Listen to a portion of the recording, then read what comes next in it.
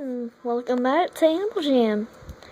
This is Isabel, and we are in a part of town that's kind of more violent. Well, not that violent, because you can't really do anything. Go home, no, sleep. It's basically where people are really bossy and kind of battle here, you know, it's just that. Oh yeah, and by the way, you haven't seen my other one. So I'll go ahead and show you my other animal. Hope you like me a bunny. This is like scary boxing. I'm sorry.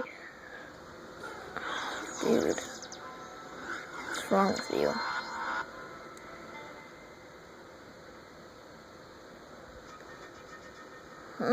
This is an invite to rock, paper, scissors, but I guess never mind. Good riddance. Oh yeah, by the way, there's this really cool place you can hide. I'll show you. It's behind here somewhere. Oh, I bet if I take off all my stuff. Alright, so let's take off the wings and the necklace so that we can hide. I usually just hide out here, and then, alright, you can lie down. Sleep.